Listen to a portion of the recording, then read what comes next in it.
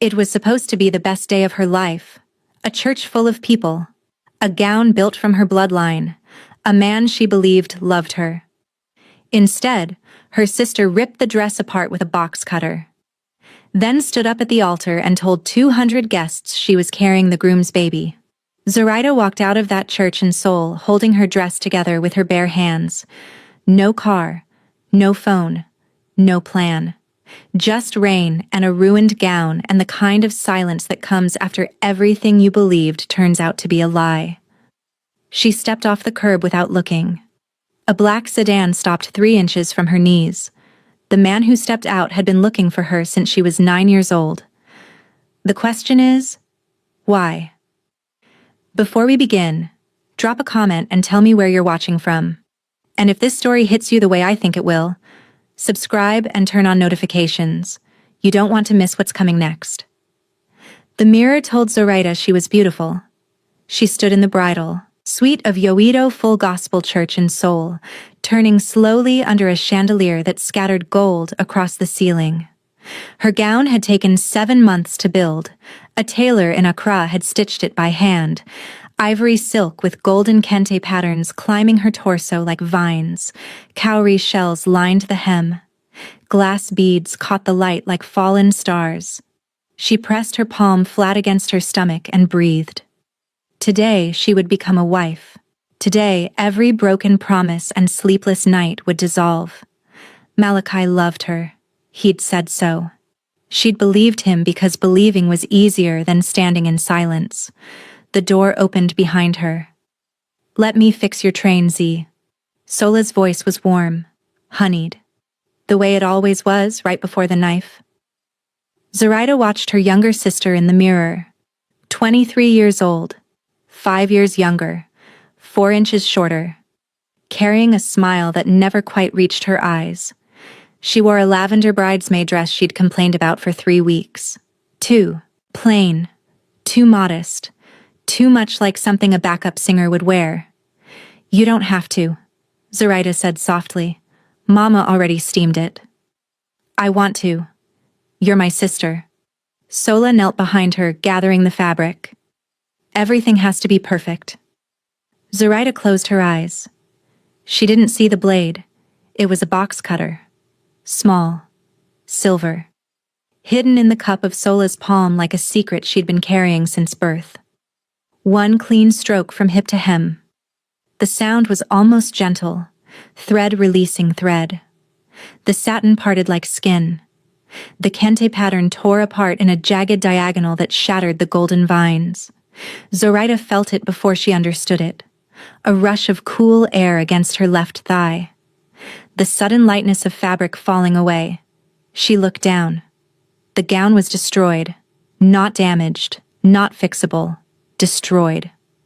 The slash ran from her hip bone to the floor. The lining was exposed. The boning was exposed. 7 months of love and labor. Open, like a wound. Sola stood. She didn't run. She didn't apologize. She looked at the ruin she'd made with the calm of a woman who'd been planning this since she first learned the word jealousy. "Oops," she whispered. Zoraida couldn't speak. Her hands trembled. She gathered the torn fabric against her body, pressing shredded satin to skin as if pressure alone could undo what had been done. Her mother burst through the door, saw the gown, let out a scream that shook the walls. "I didn't do anything," Sola said calmly. She caught it on the door handle. There was no time. 12 minutes to the ceremony. The guests were seated. The organist was playing. Zoraida had no choice but to walk that aisle, clutching the ruins of her heritage against her body, her left hand pinning torn satin to her thigh like a woman holding herself together by force of will. Every eye saw it. Every mouth whispered. And Sola smiled from the second pew, like a woman who'd already won. But she hadn't won. Not even close. She'd just made the first move in a game she didn't know she was playing. The altar smelled like white lilies and deceit. Zoraida stood before 200 guests with her fingers locked around the torn edge of her gown. The pastor was speaking. Something about covenant. Something about 2 lives joining. His words were distant, muffled, like hearing them through water. She looked at Malachi. He stood across from her in a charcoal suit with a lavender boutonniere that matched Sola's dress. His jaw was set. His eyes were empty. He looked at Zoraida the way a man looks at paperwork he's already decided to file. Not with love, not with pity, with boredom. That should have been her warning. It wasn't. The warning came next. If anyone here has reason why these two should not be joined, the pastor said, speak now or forever. Hold your peace. Silence. A cough. The rustle of programs. Then a chair scraped backward. Sola stood, smoothed her lavender dress, placed one hand on her belly, and spoke with the clear, carrying voice of a woman who'd rehearsed this moment in her bathroom mirror. I'm pregnant. And it's Malachi's. The church didn't gasp. It cracked. 200 people inhaled at once. The sound was like stone splitting. Zoraida's mother collapsed into the pew. The pastor dropped his Bible, and Malachi didn't deny it. He closed his eyes, pinched the bridge of his nose, exhaled with the exhaustion of a man whose secret had arrived on schedule. How long? Zoraida's voice was barely there. 7 months, Sola answered for him, still standing, still smiling. Since the engagement party, he came to my apartment that night, and every week after. 7 months. The same 7 months Zoraida had spent building her gown. Every fitting, every bead, every prayer she'd whispered into that fabric. Malachi had been in her sister's bed. Every text saying, "Can't wait to see you in that dress, babe," typed with fingers that had just left Sola's skin. Zoraida's cousin Delane was on her feet screaming at Malachi. Her mother was rocking in the pew, hands over her face, making a sound that wasn't crying.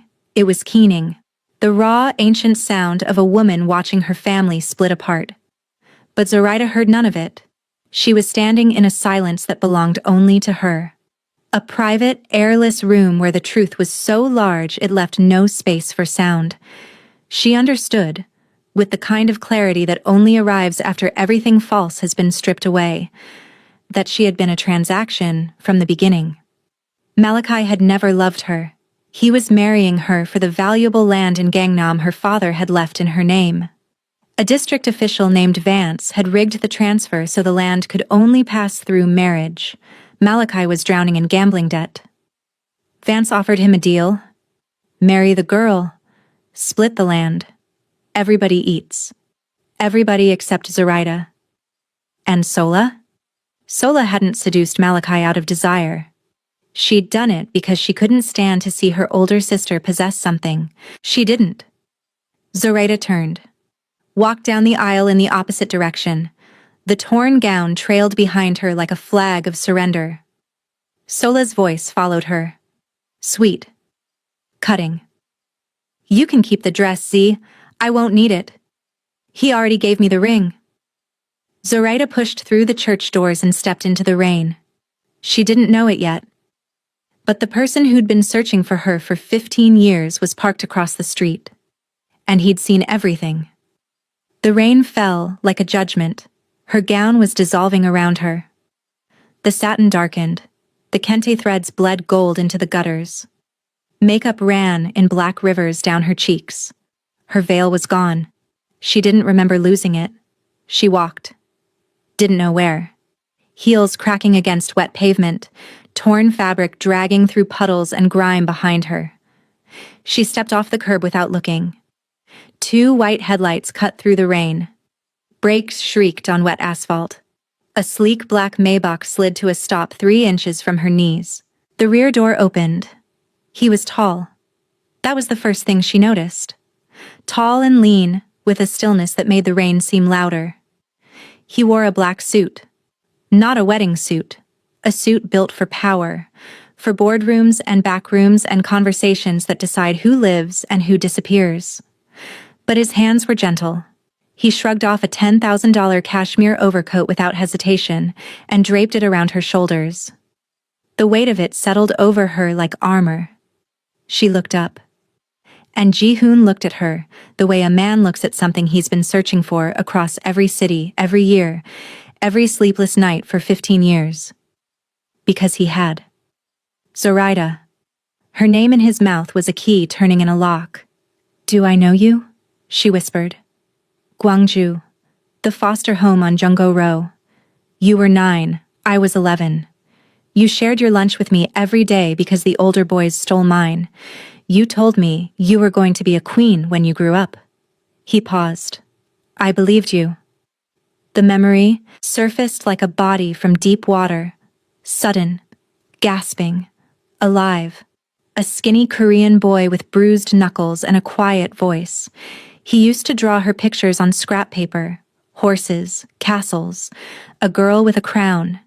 She remembered the foster home with painful clarity, linoleum floors that smelled like bleach, the narrow cot she shared with a girl named Patience, and the boy who sat alone in the courtyard every day because the older kids had marked him. She'd walked over to him one Monday with half her rice and a boiled egg. "You can't fight if you're hungry," she'd said. He'd looked at her like she'd handed him the whole sky. After that, it was every day. She brought food. He brought drawings. They didn't speak the same language, but they built their own. Gestures and sketches and the kind of trust that only forms between two children who already know the world isn't kind. Then one morning he was gone. Transferred. No warning. No goodbye. She'd walked to the courtyard with her half portion of rice and found his seat empty. At 9 years old, she understood that love could vanish without a sound. Now he stood before her, grown, powerful, soaking in the rain, and the look in his eyes was the same one he'd given her over that first boiled egg. "Jin?" she whispered. "Ji-hoon, now." A faint smile. "I kept the drawings." Here's what Zoraida didn't know about Ji-hoon. He controlled shipping routes across 3 continents. He'd buried rivals and built empires. His name made powerful men flinch. And he had spent the last 15 years looking for the girl who shared her lunch with a bruised Korean boy in Gwangju. He looked at her in that shattered gown and said the words that changed everything. "I'll burn the world that dared to dress you in shame." He opened the car door wider. She stepped inside. The Maybach pulled away from the church like a black tide swallowing the past. She didn't know where he was taking her. She didn't care. Whatever came next couldn't be worse than what she'd left behind. She was wrong about that. But not in the way she expected. Ji-hoon's penthouse sat on the 52nd floor of a tower in Gangnam that didn't appear on any public registry. The elevator needed a biometric scan, a 6-digit rotating code, and Ji-hoon's physical presence. The doors opened into a space that was equal parts museum and fortress, floor-to-ceiling windows overlooking Seoul and the distant silhouette of Namsan Tower. Polished concrete floors, hand-woven Korean rugs, walls lined with art that cost more than most people's homes. Zoraida sat on a leather sofa the color of midnight, Ji-hoon's coat around her shoulders, her destroyed gown pooling at her feet like shed skin. She hadn't spoken since the car. Her eyes were fixed on the middle distance, that hollow, 1,000-yard stare of a person whose brain is still catching up to the scale of the betrayal. Ji-hoon didn't push. He set a cup of ginger tea beside her, sat in the armchair across the room, and waited. 20 minutes passed. "Why did you find me?" Her voice was flat. "Dead. I never stopped looking." "That's not an answer. It's the only one I have." She turned to look at him. No warmth, no gratitude. Just the cold assessment of a woman who'd just been destroyed by the last man she trusted. "I don't know you," she said. "I knew a boy. I don't know the man." Ji-hoon nodded. Didn't argue. Didn't plead. "Then let me show you." He walked to a door at the far end of the penthouse. Inside was a windowless room lined with screens, financial records, property deeds, phone transcripts, surveillance footage, all organized with a precision that would make an intelligence agency jealous. "This," Ji-hoon said, pulling up a face on the central screen, "is the man who stole your inheritance." Vance Leroy Whitfield, senior official in Seoul's District Land Registry. 58 years old, thinning hair, the bloated face of a man who'd been eating off corruption for decades. Your father's will was clean, Ji-hoon said. The land was yours. Free and clear. No conditions. Vance changed the transfer documents after your father died. He added a marriage clause that locked you out unless you married. Then he found Malachi, drowning in gambling debt, and offered him a deal. Marry the girl, get access to the deed, split the sale. Zoraida's hands were shaking. Everything? The whole engagement was manufactured. First dinner to the proposal. Vance was the architect.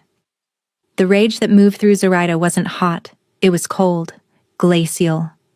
The fury of a woman who understood, for the first time, that she had never been loved.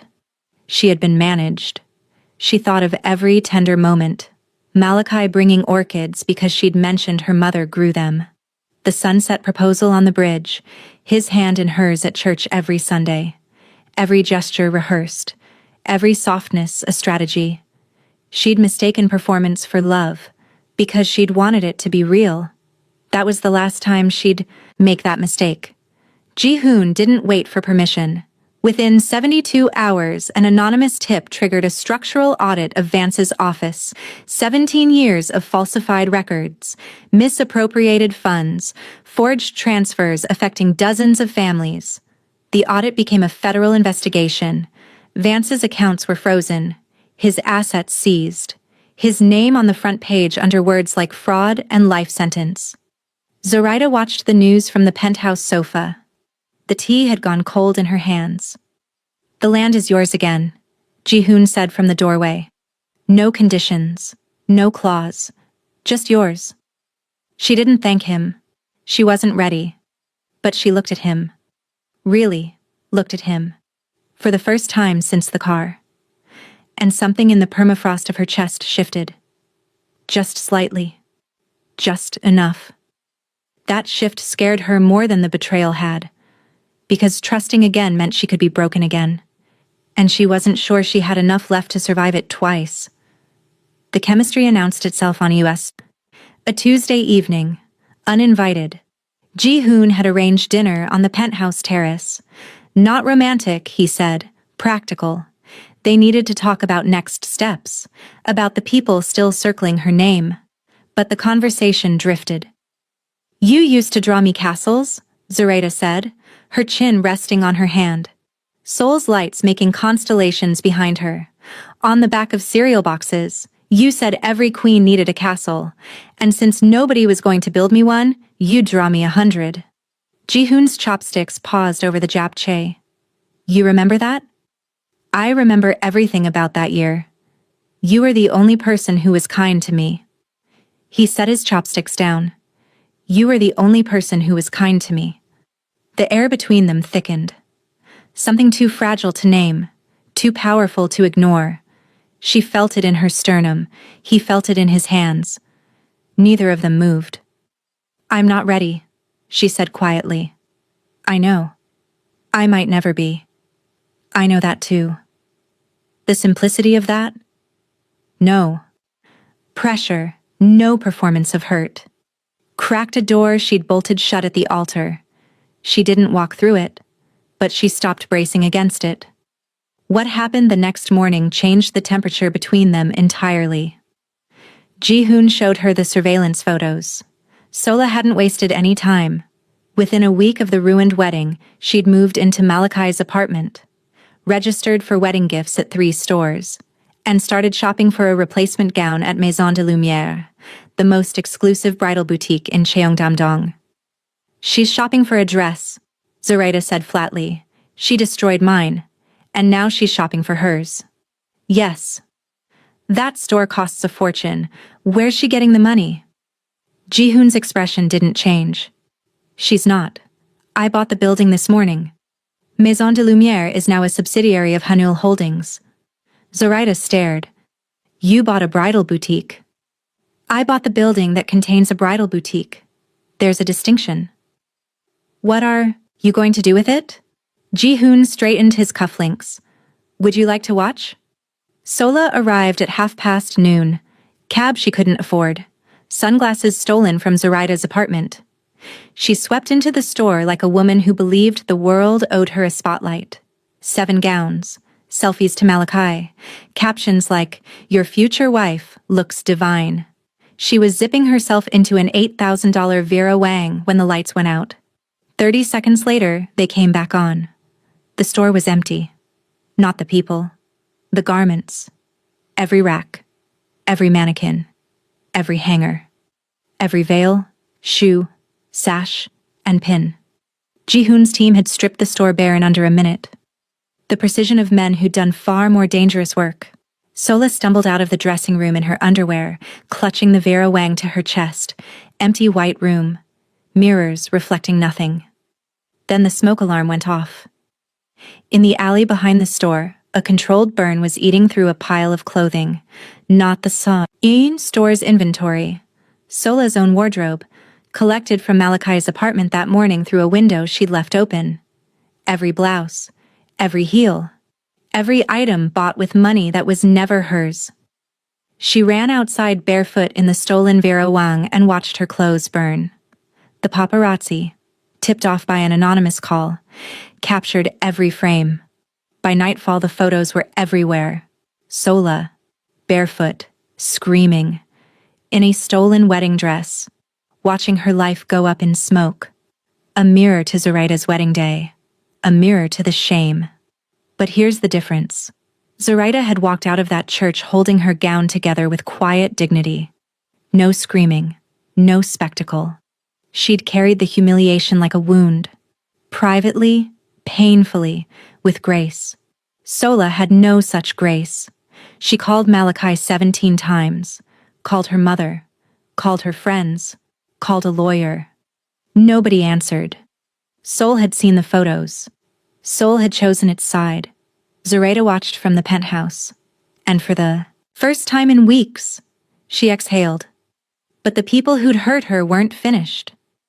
And Ji-hoon knew it. Because Sola and Malachi were puppets. The real hand holding the strings was still out there, and she was about to make a move that would put Zoraida's life in danger. Odessa Monroe Baptiste had perfected the art of cruelty disguised as class. Malachi's mother sat at the center of Seoul's elite social web like a spider in couture. President of 3 charity boards, patron of the arts, host of the annual Chrysanthemum Gala, the event that separated the powerful from the pretenders. She wore pearls the way other women wore armor. She never raised her voice. She never needed to. When Odessa whispered, empires leaned in. She'd orchestrated everything. Vance was her tool, a corrupt bureaucrat she'd found and leveraged. Malachi was her weapon, a gambling addict she'd aimed at Zoraida's inheritance. Even Sola's affair had been Odessa's gardening. A comment here, an encouragement there, nurturing the younger sister's jealousy until it bloomed into betrayal. Odessa wanted one thing, control. Zoraida was too strong, too independent. A woman like that, holding valuable land, was a threat. Better to marry her to a man Odessa owned. Drain the assets. Discard the husk. But Ji-hoon had disrupted the plan, and Odessa did not tolerate disruptions. She made the call on a Thursday afternoon from the leather chair in her private study. Antique desk in front of her. Crystal lamp casting warm light across her hands. I need a problem removed. The man on the other end quoted a price. Odessa transferred $50,000 from a shell account linked to one of her charities. She didn't know Ji-hoon's network intercepted the call 4 seconds after it was placed. The Chrysanthemum Gala fell on the first Saturday of November. The grand ballroom of the Shilla Seoul. Gilded ceiling, crystal chandeliers, 400 of Seoul's most influential people drinking champagne and pretending to be generous. Odessa stood at the podium in a floor-length emerald gown. Annual speech about community and compassion. Warm applause, practiced smiles. Then the doors opened. A man in a dark suit walked down the center aisle carrying a silver briefcase. Calm, unhurried, very specific instructions. He placed the briefcase on the stage at Odessa's feet, unlatched it, stepped back. Inside, neatly stacked and banded, $50,000 in cash. On top of the money, a printed transcript. Odessa's voice. Odessa's words.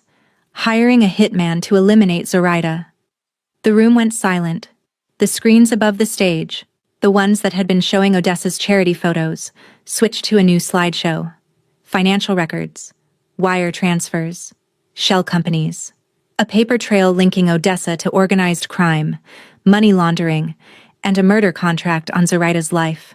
400 people watched Odessa's empire crumble in real time. She didn't scream, didn't faint.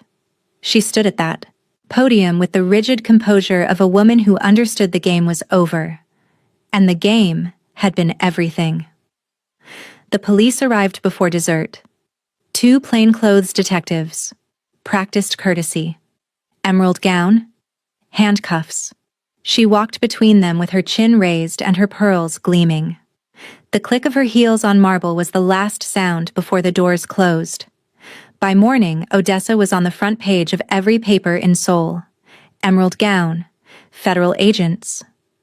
Zoraida saw the photos on Ji-hoon's screen and felt nothing. Not satisfaction. Not relief. Just the hollow echo of a woman who was starting to understand how many hands had been moving her life, and how deep the rot had grown while she was busy believing she was loved. Ji-hoon had dismantled 2 of the 3 people who'd tried to destroy her, but the most dangerous one was still hidden, and he was closer than either of them knew. Zoraida found the room on a Wednesday. Ji-hoon was on an encrypted call, pacing the study, jaw set, voice low. She'd been living in the penthouse for 6 weeks. Her own room, her own key. She'd started to breathe again, started to notice things about him. The way he remembered she liked honey in her tea, not sugar. The way he never entered her room without knocking. The way he looked at her when he thought she wasn't watching. An expression so careful and unguarded it made her chest ache. She'd started to trust him. That was her mistake. Not because he wasn't trustworthy, but because trust made her careless. And careless people open doors they shouldn't. The room was behind the war room. A secondary entrance she'd assumed was a closet. Small, windowless, every wall covered. Photographs. Dozens. Zoraida at 19, crossing a college campus. Zoraida at 22, laughing in a cafe. Zoraida at 25, in a yellow sundress outside her mother's house. Surveillance shots, candids, telephoto lenses, rooftops and parked cars. 10 years of watching. Her blood went cold. She backed out, walked to the living room, sat on the sofa, and when Ji-hoon came out of his meeting, she was waiting with the stillness of a woman holding a grenade. The room behind the war room. Ji-hoon stopped. You've been watching me. For 10 years. Zoraida. You tracked me. Photographed me. Followed my life like a case file. Her voice was shaking. What am I to you? A project? A possession? Another man who decided to own me without asking? It wasn't... Don't tell me it wasn't like that. I just walked out of a marriage to a man who treated me like property. I won't walk into another cage with nicer furniture. Ji-hoon stood still. His face showed nothing, but his hands were trembling. I was trying to protect you. From what? From the people circling you. Vance? Odessa. I've known about them for 3 years. I was looking for the right time. The right time to what? Appear out of nowhere like some dark prince? Make me grateful? Make me yours? Something cracked behind his composure. Not anger, grief. The grief of a man who'd spent 15 years building a bridge to someone, and just watched her set it on fire. I wasn't trying to own you. I was keeping a promise I made to myself at 11 years old, that if I ever found you again, no one would hurt you. That's all. That's always been all. Then why didn't you ask me? Why didn't you come to my door and tell me the truth? Because that's what every man who's ever hurt me did. He decided on his own. what I needed. The words landed like blows. Ji-hoon absorbed them. Something behind his eyes dimmed. "If you want to leave," he said, "I won't stop you." "I know you won't. Because I'm not asking permission." She packed the small bag she'd arrived with, left his coat folded on the bed, walked out of the penthouse, through the lobby, into the Seoul night. She didn't look back. Ji-hoon watched her leave on the security monitor. Didn't follow. Closed his eyes. And for the first time in 15 years, the man who'd built an empire on discipline let a single tear fall. She thought she was walking toward freedom. She was walking straight into a trap. Silas Park had been Ji-hoon's lieutenant for 11 years. He'd been betraying him for 3. It started small. Skimmed percentages, redirected shipments, information sold to competitors at prices that felt like pocket change. But ambition is a parasite. And Silas had been feeding it for years. When Ji-hoon got distracted by a woman in a torn wedding dress, Silas saw his opening. He found Malachi in a basement poker room, drowning in bourbon and debt. "Your woman is living with my boss." "She's not my woman," Malachi slurred. "The land's still in her name, and Ji-hoon is going to marry her. When he does, that land becomes untouchable." Silas leaned forward. "Bring her to me. Ji-hoon comes running. I take his territory. Your debts disappear. Everyone gets what they deserve." What nobody knew, not Zoraida, not Ji-hoon, not even Malachi, was that Silas had been the invisible hand all along. He'd fed Vance the information about the will. He'd pointed Odessa toward the hitman. Every villain had been his puppet. Because the real target was never Zoraida. It was Ji-hoon. They took Zoraida on her second night alone. She was walking back to the Goshuan she'd checked into, a concrete box near Yeongdongpo Station, broken heater, a door that only locked from the outside. She never saw the van, never heard the footsteps. 1 second she was reaching for her key card. The next, a hood over her head. Hands around her arms, the chemical taste of chloroform. She woke in a shipyard. Corrugated steel ceiling, the smell of diesel and brine. She was tied to a chair in the center of a warehouse the size of a cathedral. Shipping containers stacked 3 high. Industrial lights casting harsh white pools. Shadows between the containers so dark they looked solid. Malachi stood to her left, fidgeting, sweating. Couldn't meet her eyes. The charcoal wedding suit was gone. Rumpled jeans, stained jacket. The arrogant jaw was soft with fear. He kept wiping his palms on his thighs. He was a man who'd agreed to something he didn't understand. And the reality was settling over him like cement. Silas stood to her right, calm, smiling, phone in hand, weight on one hip, eyes bright with the energy of a man who believed he was about to win. "Comfortable?" Silas asked. Zoraida looked at him with the quiet fury of a woman who'd survived worse. "When Ji-hoon finds you," she said, "he won't be polite." Silas laughed. "I'm counting on it." He was right to count on it, but he was wrong about what would happen when Ji-hoon arrived. Ji-hoon reached the shipyard at 11 minutes past midnight. He didn't arrive as the businessman. He arrived as the Mafia boss. The tailored suit was gone. Black tactical clothing that moved with his body like a second skin. His face, usually composed, controlled, was stripped of pretense. What remained was something older, something primal. The face of a man who'd grown up in violence and never fully left it behind. He brought 12 men. Silas had 26. It wasn't a fair fight. It was never meant to be. Ji-hoon's men weren't foot soldiers. They were specialists. Hand-selected over a decade for exactly this kind of work. They moved through the shipyard like smoke. Perimeter guards disabled in 4 minutes. Power cut in 6. Main doors breached in 8. The warehouse erupted.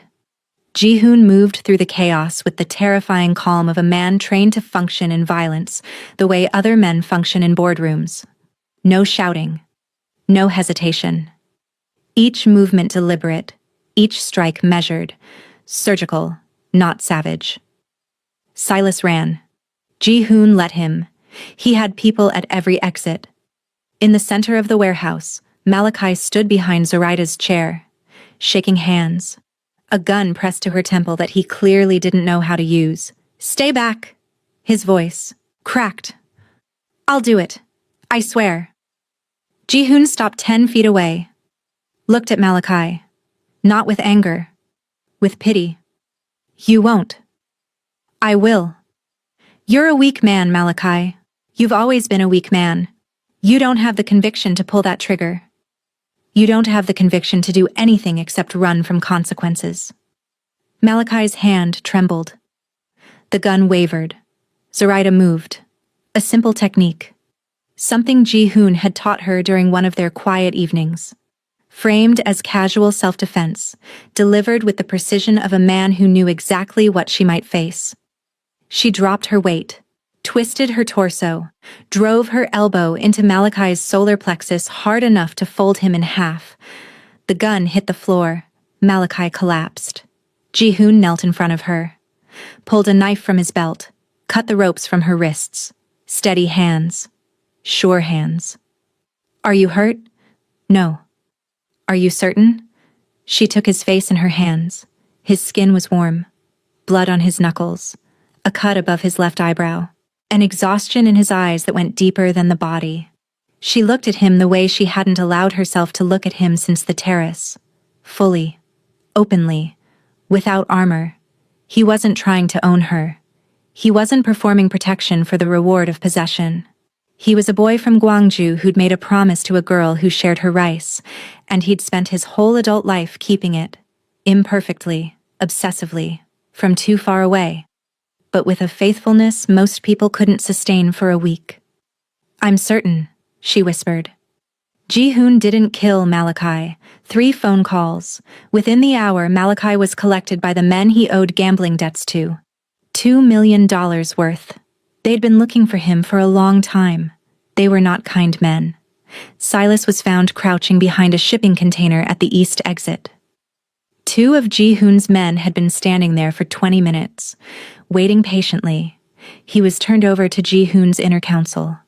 No courtroom, no mercy, and Sola. She was hiding on a rusted catwalk on the warehouse's upper level. Malachi had brought her. Not for protection, because Sola had insisted on watching Zoraida get brought down to size. She was brought down from the catwalk instead, escorted to a waiting car. Ji-hoon's lawyers had the documents ready. By morning, Sola would be stripped of every legal connection to Zoraida's family. Removed from the will. Barred from the estate. Exiled from the family name. She'd leave Seoul with nothing. No money. No name. No sister. Sola screamed the entire way to the car. Zoraida didn't watch. She was done looking backward. The garden was hidden behind a wall of jasmine. It sat on a private acre in the hills above Bukhansan, on the northern edge of Seoul. Accessible through a single iron gate, a cobblestone path lined with magnolia trees. Ji-hoon had bought the land 4 years ago and spent every year since turning it into something that wasn't a display of wealth. It was a sanctuary. Peonies, Zoraida's favorite, planted in clusters of white and blush that glowed in the moonlight. Persimmon trees imported from Gwangju, branches heavy with fruit the color of sunset. A stone bench near a reflecting pool where koi moved like living brush strokes. And at the center, a single cherry blossom tree with tiny lights strung through its branches like captured stars. "When did you build this?" Zoraida asked. "The year I found you again." "You didn't find me. You were watching me." "Yes." "Why didn't you just come to me? Knock on my door? Say, 'I'm Jin. We grew up together. I've been thinking about you for 15 years. Ji-hoon was quiet for a long time. "Because I'm not a safe man, Zoraida. My world isn't safe. I knew if I walked into your life, my world would follow. I wanted to protect you from a distance, be the wall you never knew was there. But it followed you anyway." "Yes. And I'm sorry for that." The night air carried jasmine and persimmon and fresh earth, the cherry blossom. Lights cast a warm glow across their faces. Somewhere in Seoul, the wreckage of the last 2 months was still burning. Court proceedings and headlines and the slow machinery of justice. But here, in this garden, the world was quiet. "The photos scared me," Zoraida said. "They should have. They made me feel hunted." "I understand. But they also meant someone was thinking about me. For 10 years, someone was thinking about me." Her voice broke. She pressed her fingers to her lips. "I've never had that."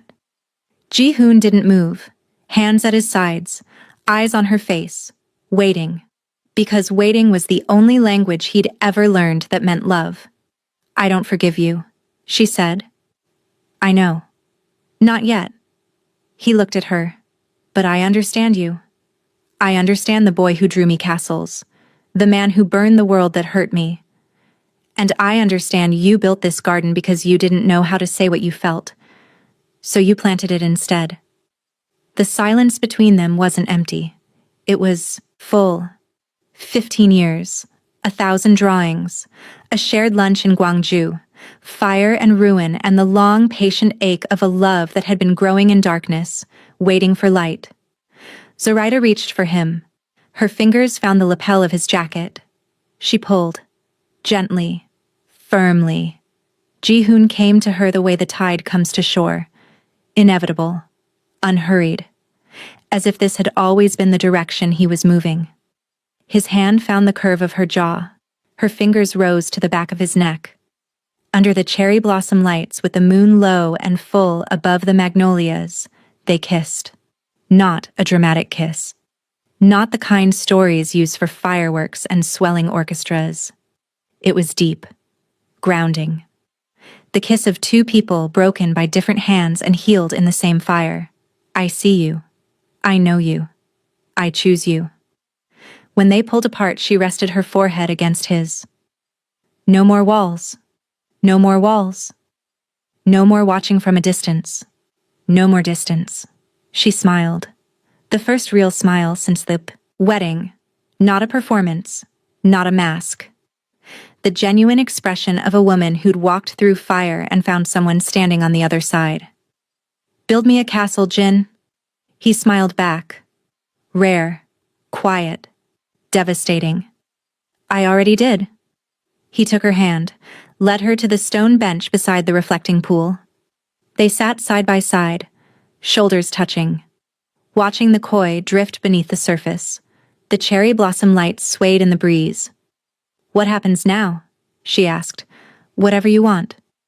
I want to start from here. This garden, this bench, this version of us, with everything we've been through still attached. Then we start from here. And the watching? I'll sit beside you instead." She leaned into him. He wrapped his arm around her shoulders with the care of a man holding something he'd waited a lifetime to touch. The garden hummed with insects and water and wind through magnolia leaves. The moon poured its light across them like a blessing neither had asked for. Zoraida closed her eyes. For the first time in as long as she could remember, she wasn't bracing for impact. Wasn't calculating the next betrayal. Wasn't holding herself together with clenched fists. She was sitting in a garden with a man who'd planted peonies because he remembered they were her favorite. And she was breathing. And the breathing was enough. If this story touched you, let me know in the comments. Where are you watching from? Subscribe and hit that notification bell so you never miss a story. I'll see you in the next one.